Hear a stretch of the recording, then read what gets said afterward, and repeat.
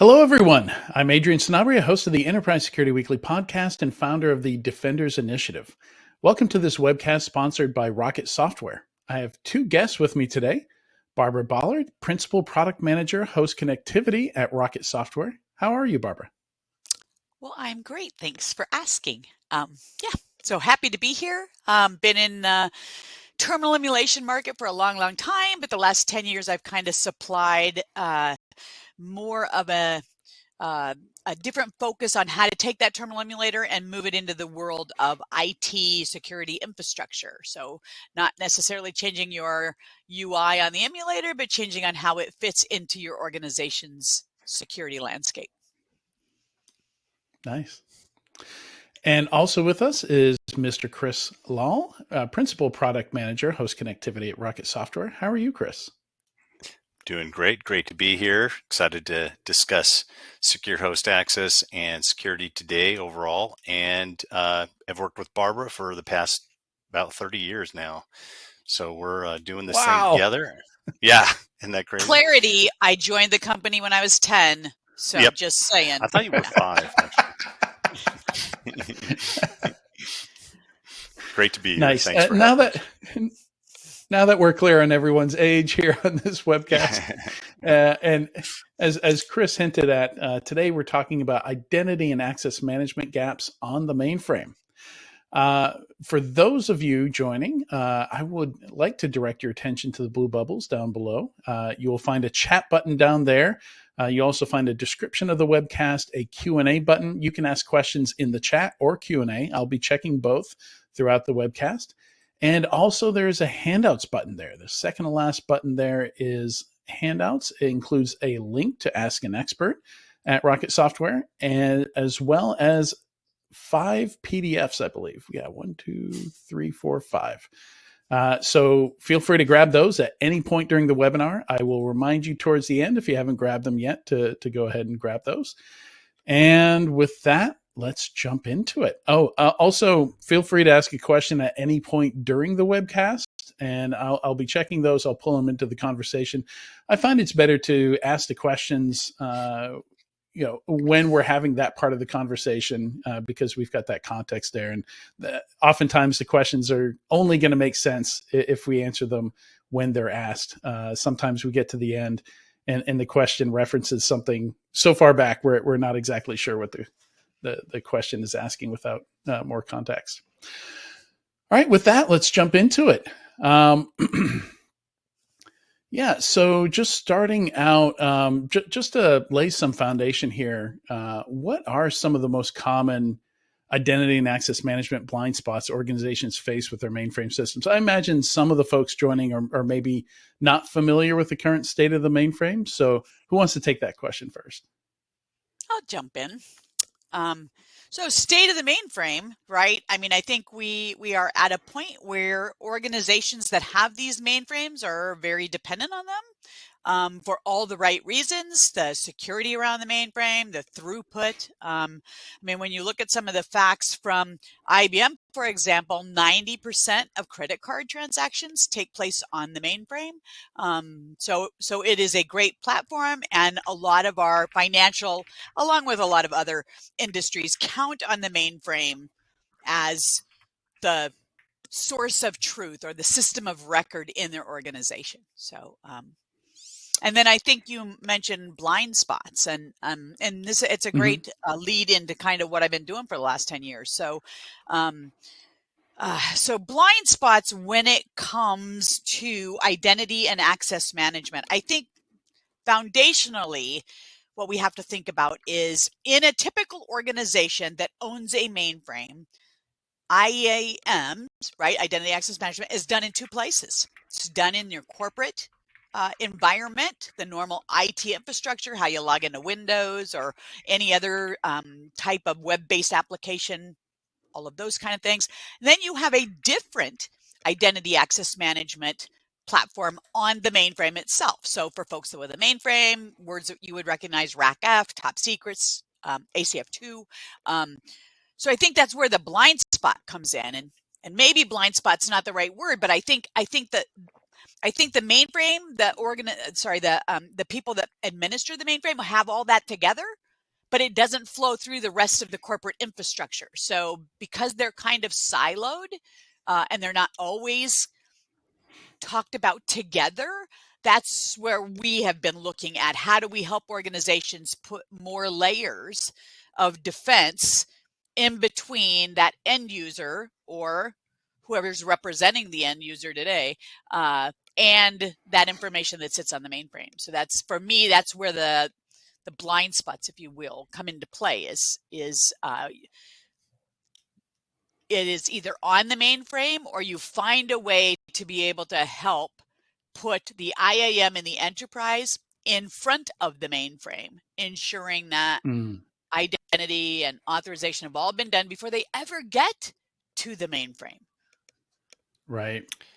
Right. And Chris, coming to you, how common is it that people are just using the built-in IAM or something mainframe specific for that versus using, like an Okta or an Active Directory or something external to the mainframe or more general for that access control?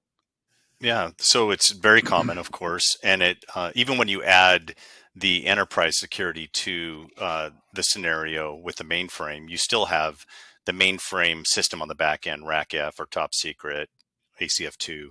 There are many, and the folks that know mainframe are familiar with these, directory access platforms, basically. But just to kind of reiterate what Barbara said, I think many organizations aren't even aware that mainframe systems use their own security, for user access. And there really are ways to tie these two security platforms together, enterprise security and mainframe security, and really, bridging the old with the new, if you will. Well, and I'm going to comment on there just a go ahead, bit, Barb. Adrian, because Okta isn't a player when you're talking about mainframe IAM. So it's just there's just only so many solutions. Not that they're not good and valid on the mainframe, and that's why we're trying to help customers look at what else are you using and leverage that before you get to the mainframe. So you're not solely dependent on this thing that is mainframe resident.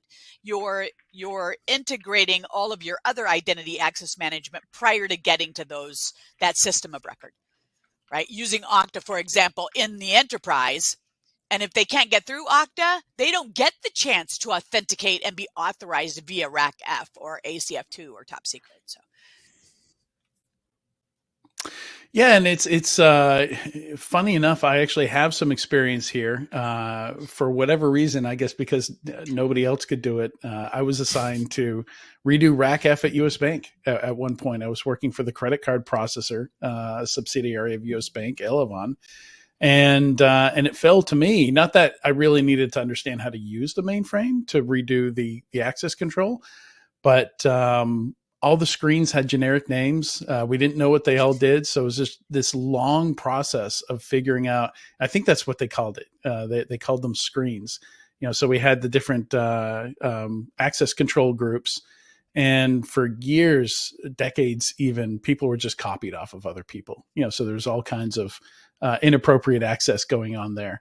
And, there's group 2 and group 3 and group 4. And, they didn't really have meaningful names or anything like that. So it was a very long process just to figure out what gave access to what part of the mainframe or to what screens within the mainframe. And then we had to figure out what those groups would look like, what those new groups would look like. And then we'd have to move people over one at a time, or like a few at a time to test. And then we'd move over everybody to the new groups. And it was a multi-year process. And I don't know if that. No, that's exactly what is happening here. And I think that just tells you how separate it is from the rest of the organization. You've already done that work in the enterprise, right? You're already in, for example, an Active Directory group that's assigned rights to certain things, right? And we're in this world now with the security climate as it is you have to be more protective of who gets access to what. It's all easy to do. I say easy, I'm maybe that's a little bit too much, but anyway, you're already doing it in the enterprise. So to do it separately on the mainframe, yes, that's good. But if you can combine the two, then you're really adding layers of defense there.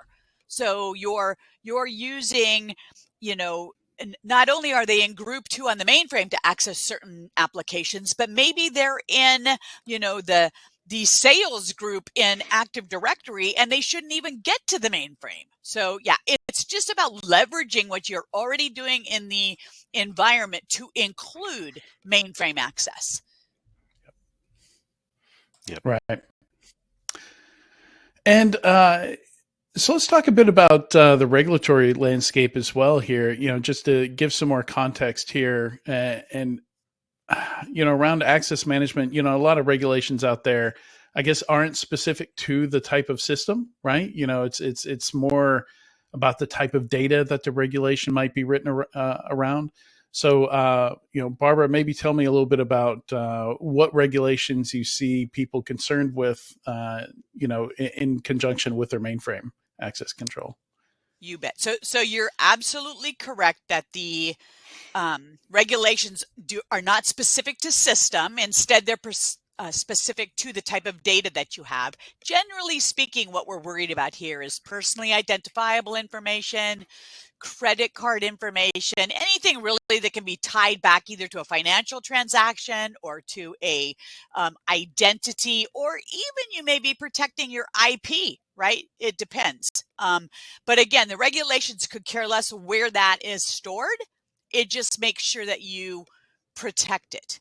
And I think what we've seen here in the last 12 months, and looking just a little bit in the crystal ball, the next 12 months going forward, is new regulatory compliance is coming out. An example of that is the New York State now has a regulation for their financial services that is requiring multi-factor authentication. And then what we're also seeing is regulatory compliance that's been out there for years. A great example of that is PCI DSS. And that now, just the end of March, now they are requiring multi-factor authentication. So this has moved from a best practice to a control that is mandated.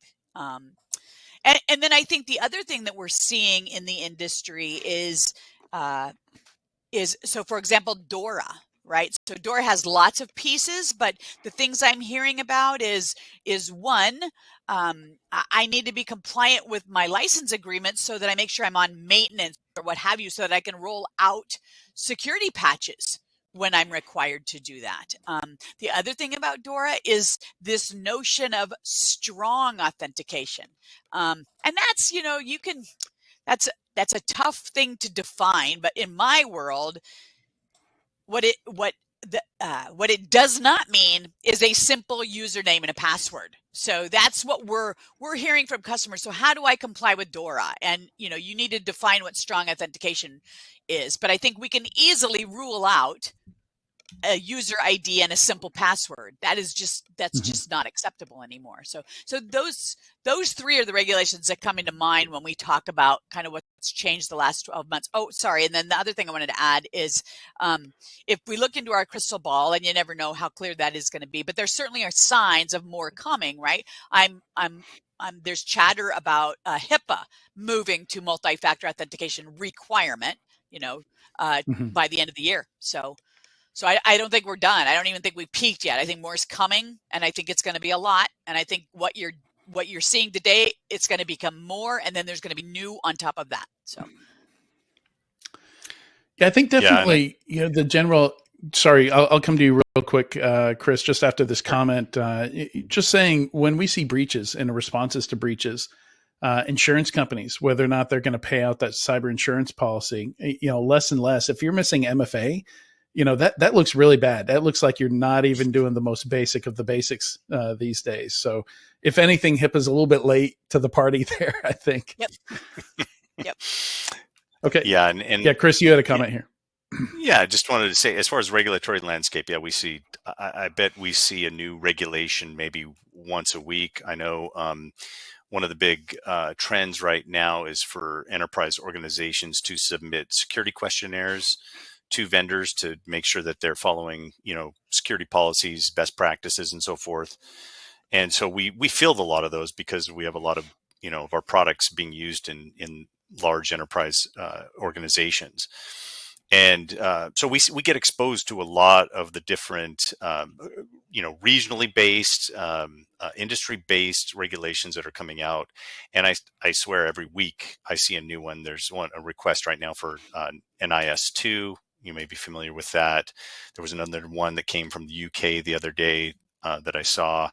Some of these affect our products. Other ones are more, company focused. Does Rocket adhere to this versus, Right. does your product adhere to this sort of thing? But we're just seeing, kind of a tidal wave, if you will, of new regulatory mandates. If you consider around the world, right, all the regional mandates, and then industry specific, like HIPAA you mentioned, which is healthcare, of course, and then PCI DSS, which is the payment card industry.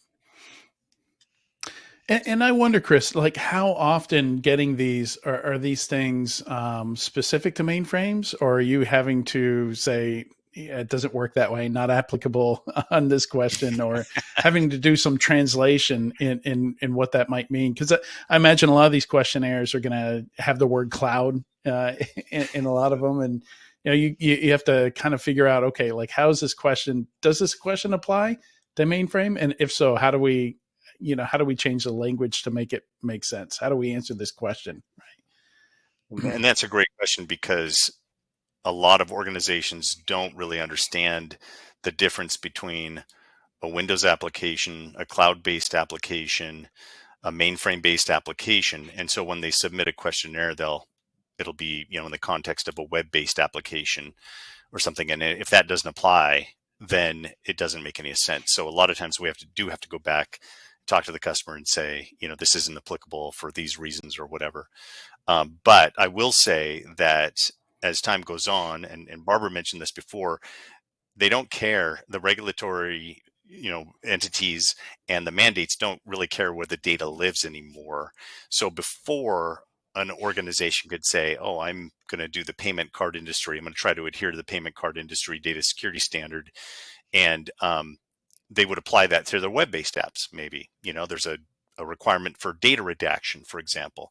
Well, how do you do data redaction on a mainframe, right? How could you do that 10 years ago or 15 years ago when the PCI DSS standard came out? And so we actually added that capability in one of our products to be able to redact data, sensitive data on green screens. But for a long time, organizations didn't even think about the mainframe when they applied the PCI DSS requirements, across the organization to various applications. So a very interesting approach, and now they're having to change their approach because all the regulatory mandates are basically mandating that you need to protect the data no matter where it is. That includes the mainframe. Given the stat that Barbara just gave us, 90% of payment transactions flowing through it. Yeah, I'd say most mainframes are probably in scope for PCI DSS then. Yep, indeed. I'd like to pick up on something that you said, Adrian, about just the simple statement that if you're not doing MFA, you're kind of behind the power curve there. And this is where the crux of our problem comes in, because let's take an organization that has a mainframe. Because the IAM is on the mainframe, and then they have a different IAM in the enterprise. If your valuable data is on the mainframe and you have to do MFA there, it is a different IAM. It's not the Okta. It is, again, a MFA application, like, for example, ZMFA sold by IBM, but it's not the same as the enterprise. And that's where we're trying to help customers, because you're doing two things. They're different. There are different controls. They may have different factors for MFA. And that's where we're trying to help customers that have MFA in the enterprise clear that, and then make sure that they're authorized to get to the mainframe, and then you're at the mainframe. So I completely agree with you. If you have any kind of sensitive data and you're not doing MFA today, you're behind the power curve from a regulatory compliance perspective, but you're also just behind the curve from a security perspective, but it is not because they think it's not secure. I guess that's what the mainframe, we've had this idea of security by obscurity for years. It's protected. It's in a closet. It's in the back room. It's never open to the internet. And even if they could get there, they wouldn't know what to do when they got there, right? Because it's in a different language. Hackers right? don't know mainframes, right? That.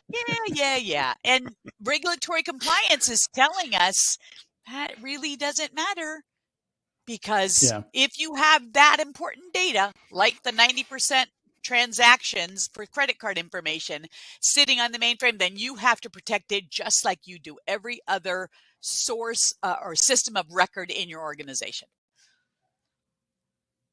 And in general, I think people are right to maybe go after and secure their Windows stuff first, because that's the stuff we see hacked most often. But we've seen, as we get really good at securing an asset type in our environment, attackers will go look for those other gaps and the other low-hanging fruit. And at some point, that is going to be your mainframe, and they'll figure it out. Right. Like, there are resources out there on hacking mainframes. They'll figure it out. Okay. So one of the biggest resources is ChatGPT, right? You don't even have to know what you're doing anymore. You can ask it and it can write an app for you. True. Very true. And the other thing I think that has been really interesting of late is this fake worker thing, right? I mean, that's like almost unbelievable, but when that happens, you're actually, even though you're dealing with the hacker, they're not hacking in, you're granting them access. So why should they hack in their way in? Yeah, they're going to log in. So it's gone to a new place where we just can't think like we used to think. We have to change the game, especially when we're talking about a mainframe, because it just doesn't work the same way everything else works today.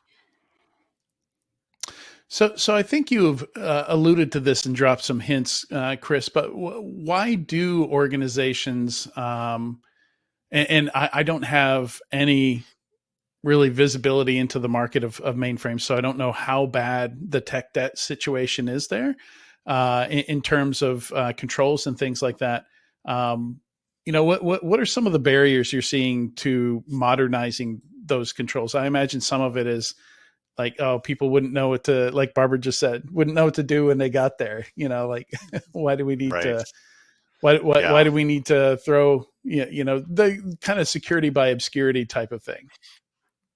Yeah, for sure. And what I've noticed in my conversations with many of Rocket's large customers is that the mainframe team will be isolated, from the enterprise security team. They don't often know a lot about each other. In my opinion, this really needs to change, right? Mainframe security is enterprise security. They're kind of the same thing now. So, in a large organization, one challenge is going to be for the security office or the CISO with a regulatory mandate to secure all the systems and data, to bring all the mainframe folks along on a similar security journey as the rest of the enterprise. So who's pushing back here? Is it the mainframe team, or is it that nobody's even talking to them about this stuff? What are you seeing out there? Go ahead, Chris. I would just say that when we have our conversations with large enterprises, what we're trying to do now is make sure that there is somebody from the security team represented in that conversation, because a lot of times we'll talk to the mainframe folks and they'll be like, no, we got it covered. We've got security covered. There's nothing required here. And then we talk to the enterprise security folks, or we'll be in a meeting with the mainframe folks and the enterprise security folks, and they'll be saying, oh no, we have to adhere to PCI DSS, the new standards, PCI DSS 4.0 version, or DORA, or the New York State mandates. And then the conversation changes, right? Because then those two kind of get on the same page, the security office and the mainframe folks, and then it goes from there. But you got to get the two isolated groups, if you will, talking, and I think it's happening more and more. But in my experience over the past 10 years, because we've had these conversations for a long time with customers, and really until the mandate came along, which it's the whole GRC, governance risk compliance industry, until that came along, it really fell on deaf ears, telling the story about mainframe security and how to add multi-factor authentication and so forth. But now it's really resonating because organizations are having to do this very quickly. So is anyone producing? Yeah, go ahead, Barbara. I just wanted to touch on what Chris said there, because he's absolutely correct that when we get into these conversations with organizations that have a mainframe in their environment, we typically hear the mainframe people say, "We got it all. We're very secure," and that is absolutely a fact, and they believe that, and I do too. But what they're unaware of is you got this guy who his purview is enterprise security for that organization. And what we see there is he holds up his hand and says, we have a policy in-house that every access to every high value target in the organization has to go through the corporate IAM.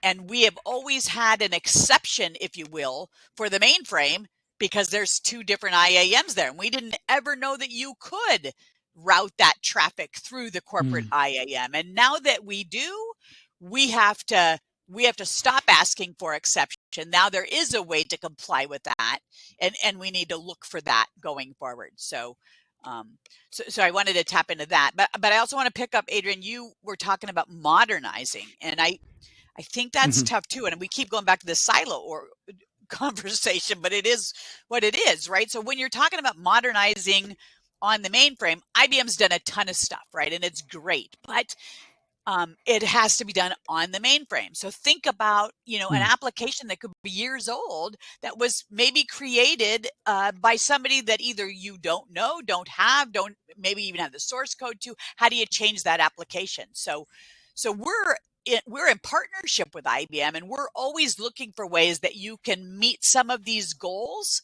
without doing it on the mainframe. So that's kind of, I keep talking from this defense in depth. It's an old military term, but the more things you can put in front of that high value target to stop them from getting there or to change it without getting there, the better off you are.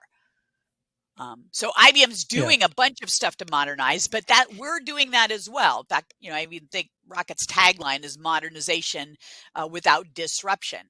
And security is a great topic for modernization, right? Sometimes when I think of modernization, I either think cloud or I think UI, but security absolutely has to be modernized. And when you got a mainframe, you got to think about that in a different way than you thought about it yesterday. Yeah, for sure. Yeah, and just thinking, is anyone creating mainframe security education for security folks or for enterprise folks? Is there, or I guess, are we doing it right now? Yeah, it's a great question. I mean, I do think IBM is absolutely working on training. I think, there's this I shouldn't say little, there's a skills gap on the IBM side, but I think people are remedying that. But again, it's mainframe security. So how do you teach IT security to the mainframe? How do you teach mainframe security to the IT people when they don't really? We're siloed. They don't really.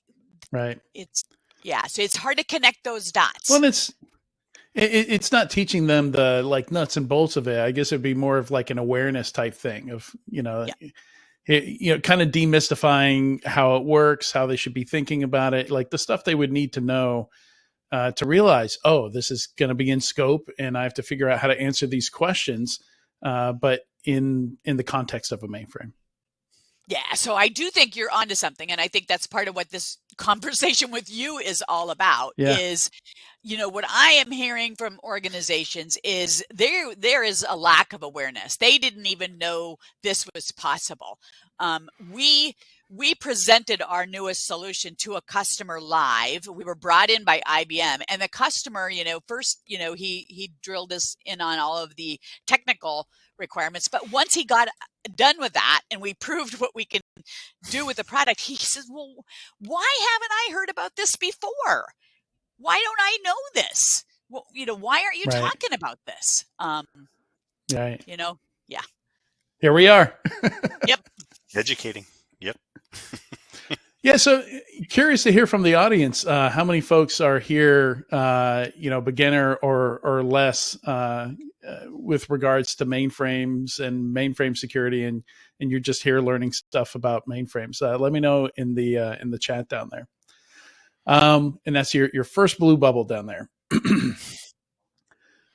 All right, so yeah, moving on to, I think that's a good segue into talking about zero trust in mainframes, because again, you have to be aware that they exist, how people use them, to do any kind of zero trust with it. If you're going to apply zero trust to your identities, your access control, your network controls, all that stuff, you have to have some understanding of how people connect to it, what they do on it, what data lives there, all that kind of stuff.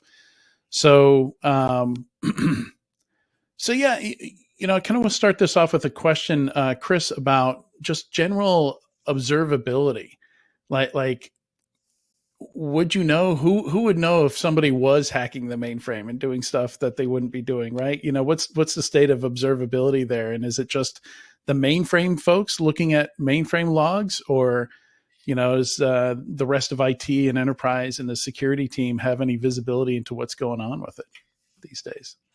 I definitely think that there's been a lot more efforts in the enterprise to get their arms around that type of information, more insight, more transparency into using the mainframe, because in the old days, which was 5 years ago, you could take a terminal emulator, install it on your system, or even use a web-based emulator, I suppose, and connect to a mainframe from within inside, an organization, and potentially, subvert the mainframe without really having to do anything. There were no controls in place, right? Just no encryption, no security.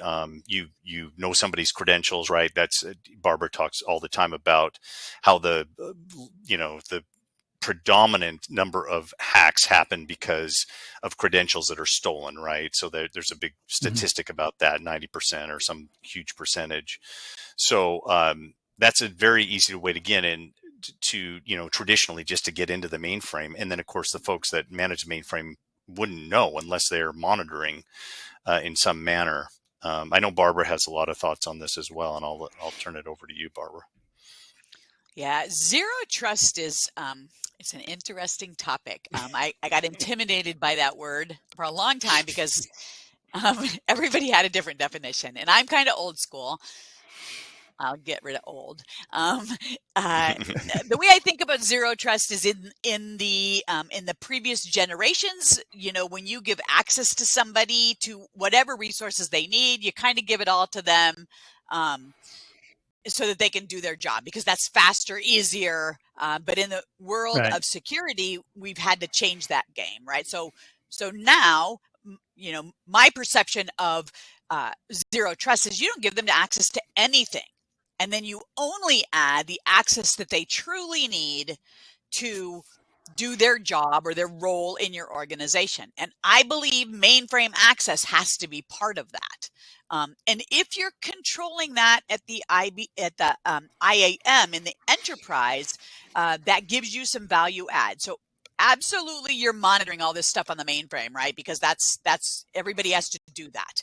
But by tapping into your IAM in the corporate world, think about, let's say Chris has access to the mainframe, and he should, and he lives in Seattle, but suddenly he's logging in from China in the middle of the night. Those are things that the IAM and the enterprise captures readily. Those are the guardrails you put in place around users logging in the enterprise infrastructure. So it's going to catch that before Chris can get to the mainframe in that case, right? So it's not just about the hackers coming in, but it is the hackers that we have unintentionally given access to, whether that is because maybe they got your usernames and passwords, whether they bought it or they hacked or whatever, or they're a fake worker, or they've just done brute force attack. I mean, there's just so many ways to get credentials.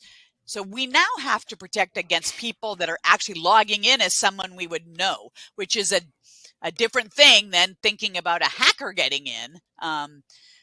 Right. So that's, again, I go back to the defense in depth, because you've just got to put those layers in there to detect that bad guy that's impersonating somebody in your organization that should have access. And you'll notice in Barbara's stories, I get to be the bad guy. Yes, it's fair. It's fair. It's always Chris. Yeah. You're convenient, Chris. Sorry. I could use Adrian, but I want to do a webinar in the future. So just saying. Right. No, I can take it. That's fine. You could use me. Yeah, no, that's a really good, I think that was very well defined, Barbara. And yeah, you can take that as a philosophy and apply it to a whole bunch of different things, not just identity and access management. Though most people I talk to, and most of the standards that I see on Zero Trust do tell you to start with identity. And it is one of the tougher places to start, but because everything's connected to that, because of, Chris, what you mentioned, something like 90% of malicious breaches involve credential theft at some point during that breach process. Like maybe it's not the initial way in, but they'll use it at some point. They'll take somebody's credentials at some point in that attack, just because it doesn't set off alarms, right? Because you just show up as another employee. Yeah. But let's talk about that just for a second, because you were talking about Zero Trust really starts with identity, which I agree. But another thing that mainframe organizations have a tendency to do is just give them a terminal emulator, right? So that terminal emulator is your UI into the mainframe, and typically speaking, you can do everything in that terminal emulator. So I could connect to somebody else's host if I have an IP address and a port. I can run macros, which are scripts on the mainframe, right? So I'm sure you could draw your own conclusions there. Not everybody should be doing that. So that's the other thing when you're thinking about host access, which is mainframe access, you want to make sure not that you do start with the identity. I completely agree with you, but it's got to be more than that. Not everybody in your organization should be able to create a new connection to the mainframe. Not everybody in your organization should be able to run macros, for example, so that if that bad guy, Chris Law, gets into the emulator under given credentials, he can't do any more than the person that he logged in as. Does that make sense, right? You want to limit, they should only be able to do what they absolutely need to do based on their role in your organization. And again, that goes right back to that IAM in the enterprise that you already set up. Right. Right. And at some point, it'd be interesting. Maybe you're already there with mainframe. I imagine if you can get the logs, you can do the behavior analysis anywhere, but, UEBA is something that we've seen for a long time. Like the idea that, the behavior that you're seeing from this account doesn't match what you're used to seeing from this account. Right. Yep. And in a lot of cases where like a lot of ransomware is looking to steal data so they can threaten to release that data publicly. It's one of the methods they use for extortion. And yeah, you suddenly see gigabytes of data leaving the mainframe under an account that normally does, very little amount of data transfer. That's one of those behavioral things that you can spot, right? Yeah, but your description of that is spotting it on the mainframe.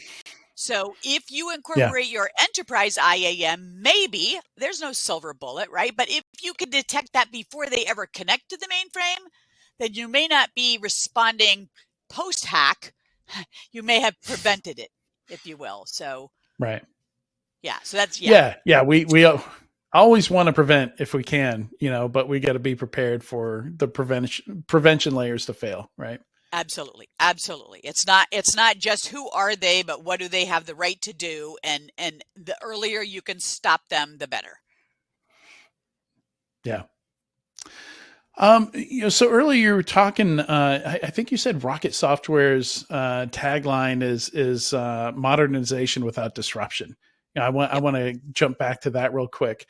and talk about, and you've mentioned a few times talking about integrating, using modern, or I guess more general purpose, I'll call it, identity platforms with the mainframe. So how does that work? How do you implement? Is MFA implemented at the mainframe IAM level, or are you doing it? Are you wrapping that authentication in such a way that you're doing the MFA at like an Okta or a Entra ID level or something like that? Help me understand how MFA works on the mainframe today. Yep. So you've described it really well. Set me up there. So we just divided that into two pieces. Am I doing it on the mainframe, or am I doing it in the enterprise? And what we're doing at Rocket is connecting those dots. So we can insert ourselves, and we can allow that. Let's use Okta or Entra ID. We can allow that authentication in the front end. And then we also can allow the RAC-F or MFA on the back end. And what's really cool is, again, I'm going to go back to this modernization without disruption, because when you talk about security, you also have user productivity. The more secure you have it, generally speaking, user productivity goes down. The easier it is on the user, the least secure it is. But we can actually address both points, because we can also support single sign-on on the front end. So think about the way Entra ID or Okta work today with single sign-on. You're carrying around that little token that says, I just logged in 10 minutes ago. Don't make me log in again. We have that technology on the front end, because we just our specification space, and we hook into what already happens in the enterprise. We can also do that on the back end. So I can do single sign-on, or the product can do single sign-on, working with ZMFA on the mainframe, for example. So what you've got there is an end user who launches a emulator, and they landed their application on the mainframe without any authentication. That may seem very insecure to you, which that description is. But what's happening behind the scenes is I have done single sign-on in the front end via my SAML or OIDC token, making sure, and it only lasts for a specific time. So it's one time, time limited. I've used that to get in. And then on the back end, I have a different one-time, time limited pass ticket to get into the mainframe. So now this mid-tier has connected those dots to make sure it's user-friendly with single sign-on, but way more secure, and no user IDs and passwords have to be used here, depending on your IAM of choice. So, yeah, so that's what I mean by modernization without disruption. I'm modernizing the security flow here, making it way more secure, but I'm not disrupting that end user who has to get to that mainframe app to do his job. And one of the things that, as you're telling me that, just putting on my CISO hat, one of the things I would be concerned about there is having both methods available, right? Like I wouldn't want somebody to be able to use the old non-MFA method after we've turned on and enabled, the single sign-on or some other MFA method. I wouldn't want somebody to have basically like an old backdoor type of process they could go through to avoid the new security features, right? Is that a concern? Well, sure. It's always a concern. I mean, that's what the CISO's job is to highlight any loopholes, if you will, in any solution. But we have ways to configure the network, the product, the mainframe to where that can't take place. We also have integration with specific products. Like on the mainframe, we integrate with ZMFA. ZMFA in itself, this is an IBM product, has a way to shut all those doors to ensure that nobody connects to the mainframe without multi-factor. But with our integration, we can make it easier on the preponderance of the users that need to connect. But we still make sure that nobody gets in without that MFA validation, if you will. Yeah, so that's a common, I mean, that's the CISO's job.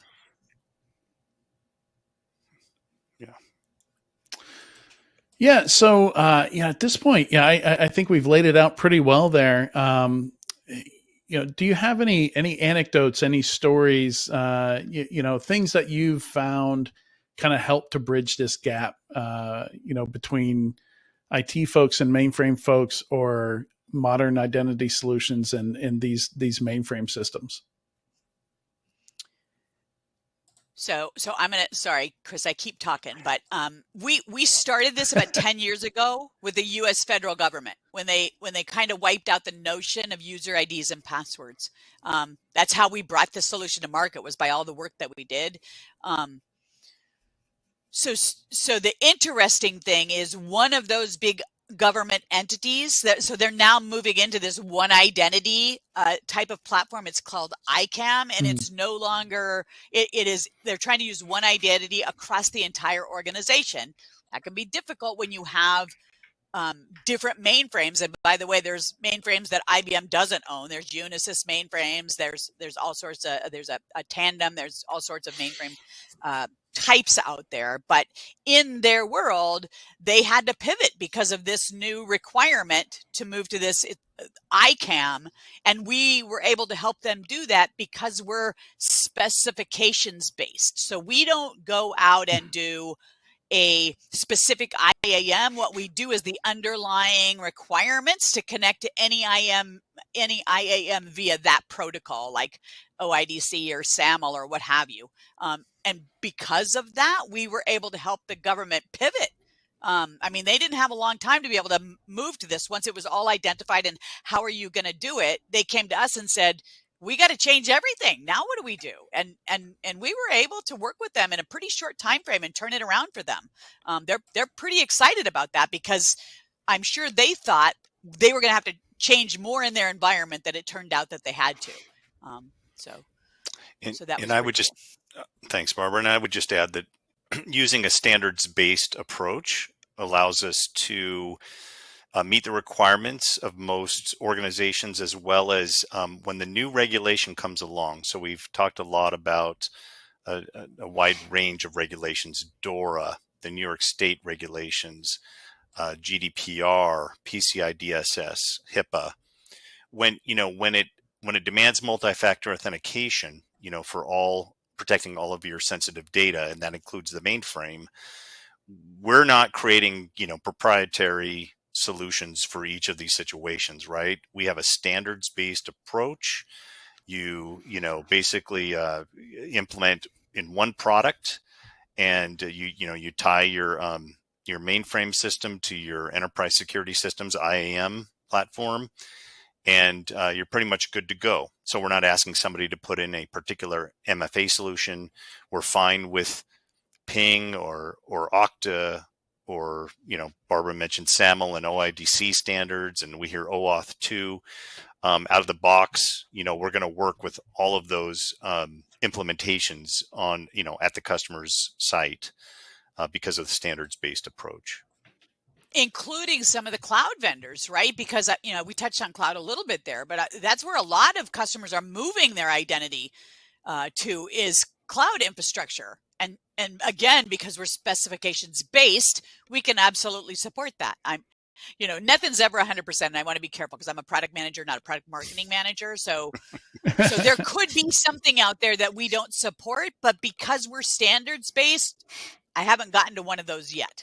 So, but a lot of people are moving their identity and access management to the cloud because it makes sense for them, and because we're standards based, we can support that as well. Yeah, very cool. Yeah, when I did a web search for ICAM, the very first thing that came up was icamportal.us.army.mil, and sure enough, like they support. They've got a mobile app, authentication app. They got a YubiKey. You can use certificates to authenticate. Like it's more modern than most enterprises I know of. So at the point when the U.S. government is outrunning private industry. It's true. But they're the ones with more of the crown jewels, right? They're the ones that have that data that has to be protected. So good on them. But and I lost my train of thought there. But you're right. In order to make those changes, they got to partner and figure out how to do that. But it has to include those back-end mainframes, or they're not protecting the right sources, or at least not all of their sources. Yeah. So and ICAM's they pretty support new. passkeys. Yeah. Yeah. Oh, that was where I was they're using going. passkeys. Yeah. So that's the other thing that you have to think about when in multi-factor authentication. So you got to make sure that you got backup plans, right? And I think that was one of the reasons why I came out, is because originally after the OPM breach and they decided no more usernames and passwords, they went to PIV and CAC cards, right? So that's a smart card you carry around. You got something, you know, your PIN and something, you have your card.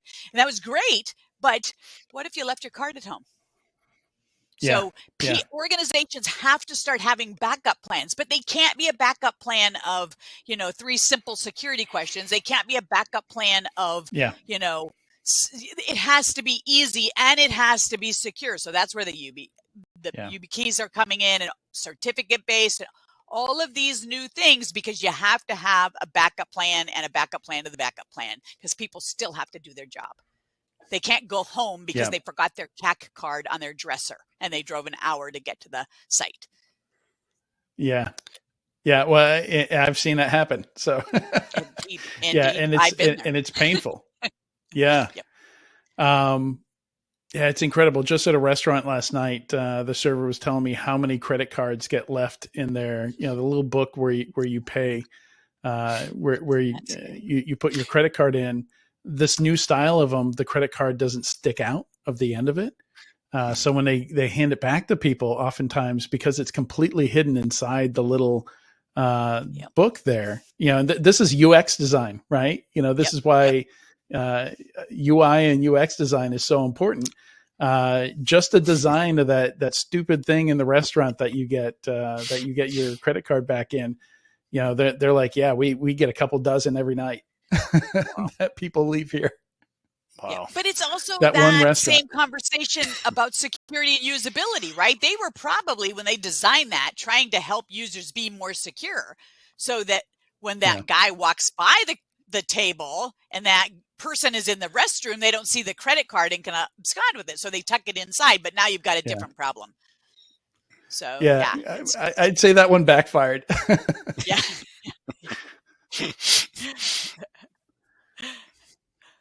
All right. Good stuff. If anybody has any questions, again, feel free to drop them in. Looks like we've got somebody asking where to get your CPE certificates. I think Jerry's told me before that those get emailed out after the webinar has completed. But if you have any questions about mainframes and IAM, please drop those in. And Chris and Barbara, anything you want to wrap up with before we close this thing down? Any final thoughts? Yeah. So the only thing I would say is that, we're trying to help organizations take a different view at mainframe security. We're totally open. Even if we don't have a solution for particularly what you're looking for, we'd love to hear what the problem is, because that's how we do things going forward. Everything that we've talked about today, our integration and our IBM partnership, all of that is based on what we know about problems that are occurring in organizations today. We're a little bit past the whole let's build a product because of a marketing reason. We really only have time to do solutions to real world problems that our customers are facing. So don't hesitate to get in touch. I think there's ways to get in touch through the webinar, but even just going to our website, we love this stuff. You can tell Chris and I are both pretty passionate about solving problems for organizations, and we know they're out there, right? And we know it's tough. So you don't just buy a solution and be done with it, right? There's always more to come. But we want to have that conversation, and we want to create awareness that we can actually solve problems you might not have thought were solvable today. Yeah, and to piggyback on that, what I would say is that through all these conversations we're having with enterprise organizations, we're really learning what the best practices are for enterprise security and mainframe security. We're seeing where organizations are, the solutions they're applying, the questions they have. So, we're learning a lot of best practices that we're happy to share with other folks, that are interested and have, maybe listened to this webcast. Happy to help. So let us know. All right. Thanks again, Barbara and Chris, for joining me today. Great conversation. I think people listening learn a lot about the mainframe and what you can do with identity and access management with it. Thanks My for having pleasure. us. My pleasure too. All right. Big thanks to our sponsor, Rocket Software, for making today's webcast possible. And if you have any questions for them, again, I'll direct you to that handouts button there. It's your fourth from the left there, the second to last button there. And you can download, I believe, again, there are 5 PDF handouts there, and also a link says Ask an Expert. And you can click that, and I'll click it myself. Yeah, it takes you right to the Rocket Software webpage and a form where you can drop in your name, your email address, and somebody can get back to you. I was thinking maybe even Chris or Barbara. Yeah, there you go. Yeah, they all go to Chris. Chris handles that email box single-handedly. I'm the nefarious one. All right, good stuff. Thanks, everyone. Big thanks to the audience for joining us, and we'll see you next time. Have a great day.